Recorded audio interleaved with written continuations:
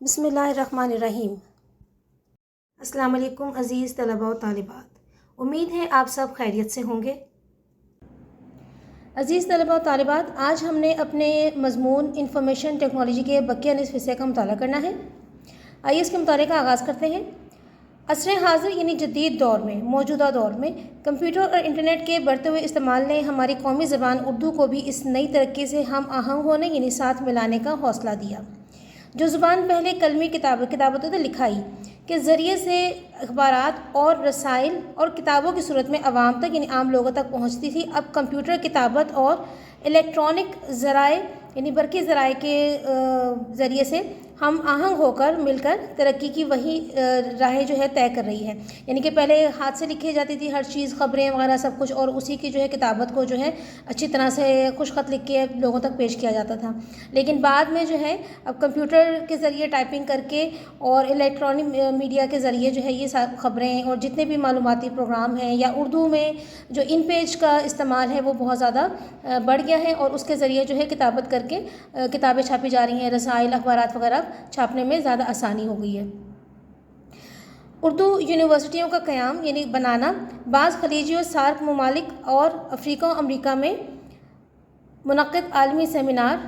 اور مشاعرے و مجالس، سینکڑوں ویڈیو آڈیو پروگرام، ڈاکومنٹری یعنی مختصر فلم ہوتی ہے، کسی بھی عنوان پہ کسی بھی موضوع کو لے کر وہ ایک مختصر فلم بناتے ہیں۔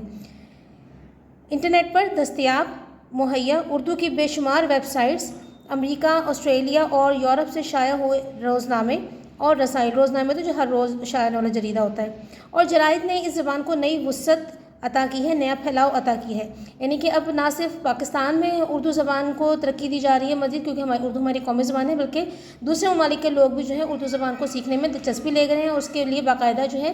اسکول یونیورسٹیز کا قیام ہو رہا ہے، اساتذہ جو ہیں وہ بلوائے جا رہے ہیں جن کو جو اردو زبان میں مہارت رکھتے ہیں۔ اس کے علاوہ رسائل اخبارات وغیرہ بھی وہاں پر نکالے جا رہے ہیں۔ مختلف ممالک میں عالمی سیمینار ہو رہے ہیں اردو کے حوالے سے، اور ایک اندازے کے مطابق دنیا میں کم و بیش تقریباً اردو بولنے اور لکھنے والے 1 ارب عوام اور فاصلاتی نظام تعلیم کے دائرے نے یہ ثابت کر دیا ہے کہ اردو کے روئے زیبا کی کشش سے پروانے خود بخود اس کی طرف مائل ہو گئے ہیں۔ روئے زیبا یعنی خوبصورت چہرہ، یعنی کہ اردو کی خوبصورتی نے، اس زبان کی خوبصورتی نے ہر شخص کو اپنی طرف مائل کر لیا ہے، متوجہ کر لیا ہے، اسی لیے پوری دنیا جو ہے وہ اردو سیکھنے کی طرف راغب ہو رہی ہے۔ مرزا غالب اور علامہ اقبال اور فیض احمد فیض نے اردو زبان کی جو وراثت چھوڑی ہے، یعنی کہ جو بھی انہوں نے اپنا کام چھوڑا ہے، ادبی خدمات چھوڑی ہیں پیچھے، ان پر انفارمیشن ٹیکنالوجی کے مٹیریل مواد سے نئی نسل نے ایک شاندار عمارت تعمیر کی ہے، اور اردو بھی دنیا کی دیگر یعنی دوسری اہم زبانوں کی طرح 21ویں صدی کے تقاضوں اور ضرورتوں سے ہم آہنگ ہو رہی ہے، ساتھ مل رہی ہے۔ پہلے اردو زبان اور اس کی تعلیم محض صرف ریڈیو اور ٹیلی ویژن تک محدود تھی۔ ان دونوں کمپیوٹر اور انٹرنیٹ کے سہارے اس کا دائرہ کار، اس کے کام کا جو دائرہ ہے وہ ورلڈ وائڈ ویب کے ذریعے بڑھ گیا ہے، اور ای لرننگ، ای ایجوکیشن، مائکرو چپس اور ای میل کے ذریعے انسان نے دنیا کو ایک مٹھی میں بند کر دیا ہے، یعنی یکجا کر دیا ہے، اور اس زبان نے سائبر اسپیس میں بھی اپنے قدم جمائے ہیں، جس کی زندہ مثال ہماری اردو زبان ہے۔ دنیا کی دیگر زبانوں کی طرح پہلے اس خط نے رومن رسم الخط کا انداز تحریر کا سہارا لیا، یعنی کہ آپ کو پتہ ہے کہ ہم جس طرح میسیج میں جو ٹائپنگ کرتے ہیں، لکھتے ہیں، وہ رومن کہلاتی ہے، کہ نہ وہ اردو ہوتی ہے نہ وہ انگلش ہوتی ہے، بلکہ ہم انگریزی کے جو حروف تہجی ہیں، الفابیٹس ہیں، ان کو استعمال کرتے ہوئے جو ہے ان لیٹرز کو استعمال کرتے ہوئے کوئی اپنا پیغام لکھتے ہیں، لیکن وہ اردو ہی محسوس ہوتی ہے بولنے میں، لیکن لکھنے میں جو ہے وہ انگریزی کا تاثر دیتی ہے، تو وہ رومن ہمارے پاس رسم الخط ہے۔ لیکن جلد ہی اس نے نئے جہان کے آداب سیکھ لیے، اور اردو نے بھی دنیا کی دیگر زبانوں کی طرح پورے وقار کے ساتھ سائبر اسپیس میں اپنی جگہ بنا لی۔ آج آپ اردو میں گوگل پیج پر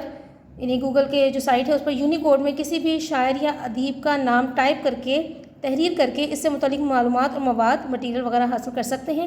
یونیکوڈ یونیورسل کوڈ سے پہلے یہ سہولیات اردو زبان میں میسر نہیں تھیں۔ یونیکوڈ نظام کی وجہ سے جہاں انگریزی لکھی جاتی تھی، وہیں پر اب اسی طرح اردو بھی لکھی جانے لگی ہے۔ انٹرنیٹ اور کمپیوٹر کی ہمہ جہت یعنی ہر طرف فائدے کے پیش نظر یہ خوشی کی بات ہے کہ ہماری اردو زبان بھی اس قابل اور اس لائق ہو چکی ہے کہ وہ جدید ٹیکنالوجی سے ہم آہنگ ہو سکے۔ اور اردو نے بھی خود کو کمپیوٹر کی زبان بنا لیا ہے۔ اب ہمیں انٹرنیٹ اور کمپیوٹر کے استعمال کے لیے کسی اور زبان کے سہارے کی ضرورت نہیں ہے، بلکہ ہم پورے کمپیوٹر کو اردو میں منتقل کر سکتے ہیں۔ لیکن یہ ممکن کام اردو یونیکوڈ نے ممکن کیا ہے۔ انٹرنیٹ پر اردو میں ڈیجیٹل لائبریری اور کئی اہم ادبی، تہذیبی، ثقافتی سائٹس موجود ہیں۔ آج سے صرف 20 سال پہلے ان پیج کے ذریعے سے کمپیوٹر پر اردو کتابت، اردو لکھنے کا کام شروع ہوا اور اردو اخبارات اور کتابیں کمپیوٹر پر خوبصورتی سے آراستہ ہو کر، سج کر شائع ہونے لگیں، چھپنے لگی تھیں۔ مگر جب دنیا میں کمپیوٹر کا استعمال بڑھا اور ٹیلی ویژن، سیل فون اور دیگر دوسری ٹیکنالوجی کے آلات میں اردو کے استعمال کی ضرورت بڑھی، تو اردو کے علاوہ دنیا کی تمام زبانوں کو کمپیوٹر کے MS آفس پروگرام اور انٹرنیٹ پروگراموں میں شامل کرنے کے لیے زبانوں کا یونیکوڈ نظام شروع کیا گیا،